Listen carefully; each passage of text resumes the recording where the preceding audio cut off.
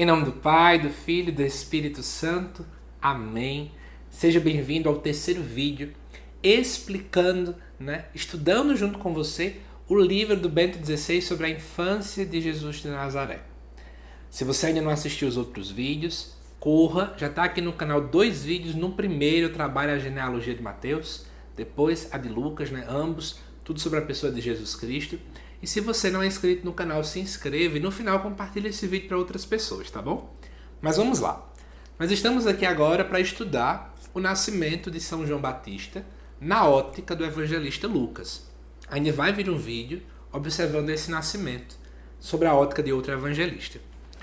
E o texto que nós vamos aprofundar, eu peço até se você puder ler na íntegra, vai estar no Evangelho de Lucas, capítulo 1, versículo de 5 até o versículo 25. Nós vamos tocar em alguns pontos dele, não vai ser em tudo, tá bom? Porque de fato, já expliquei para você, eu aqui não estou fazendo um estudo bíblico. Nós estamos estudando o livro de Bento XVI. Então, os comentários que eu vou fazer vão ser comentários diante daquilo que ele fala, tá bom? Então vamos lá. Tudo começa no versículo 5. Vai dizer, nos dias de Herodes, rei da Judeia, houve um sacerdote chamado Zacarias. Então é importante, você entender. Zacarias era sacerdote, ele era da classe de Abias. Sua mulher, descendente de Arão, chamava-se Isabel. Olha que interessante. Arão era um sacerdote. Então é importante você mencionar que tanto Zacarias como Isabel eram de classe sacerdotal, o que nos leva a entender que qualquer filho deles também era um sacerdote. Partindo desse pressuposto, a gente conclui que João Batista também era sacerdote. Isso é importante, tá bom? Ele era um sacerdote também. E vai dizer assim, que no versículo 6, ambos eram justos diante de Deus.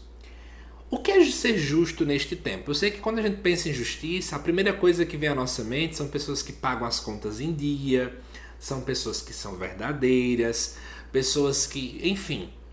Mas justiça na Bíblia, inclusive, já dou uma pista para compreender por que é que José é dito justo dentro da Bíblia. É porque justiça para o povo judeu era justamente aquelas pessoas que cumpriam os mandamentos de Deus. Então a gente percebe que tanto Zacarias como Isabel eram pessoas que cumpriam os mandamentos de Deus. E aí vai dizer, ambos eram justos diante de Deus e de modo irrepreensível seguiam todos os mandamentos e estatutos do Senhor. Versículo 7, não tinham filhos, porque Isabel era estéril e os dois eram de idade avançada. Então, esse é o ponto principal que a gente está fazendo aqui. Aí vai dizer o seguinte, ora, aconteceu que ao desempenhar as funções sacerdotais diante de Deus, no turno de sua classe, tudo isso porque é o seguinte, durante cada classe sacerdotal desempenhava uma semana por ano algum tipo de atividade no templo. Então a mesma coisa aconteceu aqui. Zacarias tinha um turno específico, ele foi lá desempenhar a sua parte. O que ele estava fazendo aqui? Na verdade, quando a gente vai estudando esse texto, vai dizer o seguinte para a gente, que como no versículo 10, toda a assembleia do povo estava fora em oração na hora do incenso, porque ele foi oferecer o incenso, a gente conclui aqui que ele estava justamente às 3 horas da tarde. Então, ele estava fazendo o sacrifício da tarde, que era feito às 3 horas, ele chegava a pôr o incenso nas brasas, sobre carvões em brasas. E aí, inclusive, um salmo que era rezado muito, inclusive você pode até pesquisar como curiosidade, era o Salmo 141, versículo 2, que diz assim, suba minha prece como incenso em tua presença, minhas mãos erguidas como oferenda vespertina. Abrindo aqui um parêntese, aqui não é o que o próprio Bento XVI fala, mas é um conhecimento extra para você, por que o incenso? O povo judeu tinha sempre essa compreensão de que Deus estava lá no alto, lá era a morada de Deus, a casa de Deus, enfim. Então, para um judeu chegar mais perto de Deus, o que é que ele fazia? Primeiro, ele ia para montanhas. Era o local mais perto de Deus. A segunda forma de chegar muito perto dele era fazer com que algo que subisse, E o que é que sobe muito rápido? Fumaça. Então, usava-se o incenso para isso, Então, o que acontece? É interessante você entender, e você pode ler o restante do texto. Agora eu quero pincelar alguns detalhes. Essa novidade, Essa novidade que nós estamos vendo aqui, ela acontece dentro de um ambiente litúrgico. Tudo aconteceu diante de uma celebração litúrgica que acontecia. O momento de ofertar esse incenso, o povo rezando ali fora, Então, nós não vemos um rompimento em Jesus, mas Cristo dá uma continuidade. A novidade trazida por Cristo vem em continuidade. É importante você perceber que João Batista, ele nasce fruto de uma intervenção divina. Sua mãe era estéril, né? Ambos, o pai e a mãe, eram de idade avançada, então João Batista nasce por uma intervenção divina. O que é que Lucas quis dizer com isso? É que João Batista, ele pertence totalmente a Deus. Pertence totalmente a Deus. E aí eu quero mencionar um detalhe.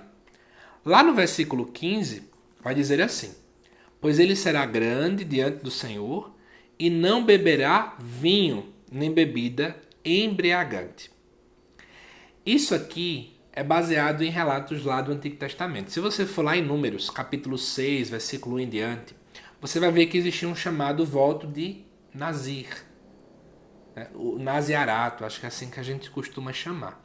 Era justamente para poder dizer que existia uma espécie de uma consagração específica que era feita e essa pessoa nem beberia vinho e nem outro tipo de bebida. Né? E vai dizer aqui, inclusive, que ele ficaria pleno do Espírito Santo. Essa expressão pleno do Espírito Santo é muito similar, se você inclusive recordar o que eu falei no vídeo passado, àquela presença da tenda da reunião. Ou seja, o Espírito Santo não ficava em João vez ou outra, mas ficava sempre com ele. Era uma presença plena. Né? E aqui, só para finalizar o comentário que eu estou fazendo para vocês em relação ao nascimento de João Batista, é muito importante você perceber que aquele que vai anunciar Jesus Cristo era um sacerdote. João Batista seria aquele que é a transição para o verdadeiro sacerdote. Por que eu estou falando isso? Porque na verdade a palavra sacerdote quer dizer aquele que oferece. Sacerdote é aquele que oferece o sacrifício. Jesus Cristo é um sacerdote que se oferece a si mesmo. Jesus Cristo é ao mesmo tempo sacerdote e cordeiro que vai ser ofertado em sacrifício. Jesus Cristo se oferece e ele ao mesmo tempo é a própria oferenda. Isso é muito, muito bonito e muito sugestivo. Mas eu queria terminar de pontuar uma coisa para vocês. Se você lembrar, vai dizer que o anjo do Senhor vai aparecer para João Batista nesse texto, ou melhor, para Zacarias, e Zacarias vai se perturbar. Zacarias tem uma espécie de medo. Zacarias duvida. No próximo vídeo, que vai ao ar no próximo domingo, nós vamos fazer uma comparação entre essa conversa do anjo com o João Batista e a conversa do anjo com Maria. E juntos nós vamos tentar entender a grande riqueza que Maria aponta para mim e para você que está acompanhando esses vídeos, para que a gente possa dar um passo além da nossa fé. Então, tarefa para você. Leia na íntegra esse anúncio feito a Zacarias até o versículo 25. E se quiser, já leu o anúncio de Maria que começa no versículo 26. E aí, semana que vem, aqui no vídeo, a gente vai fazer esse comparativo. Tá certo? Mas só uma coisa que eu quero finalizar o vídeo dizendo para você. É muito interessante perceber que Deus se manifesta em um ambiente litúrgico. As nossas liturgias são ricas da presença de Deus. Já adianto, né? Como está indo sua ida à Santa Missa? A Santa Missa é o culto litúrgico por excelência. Lá, Deus se manifesta para cada um de nós com seu amor e com sua misericórdia. Por isso, nunca deixe de ir para a missa, tá bom? Nada substitui a celebração eucarística. Que Deus te abençoe, uma santa e abençoada semana e até domingo.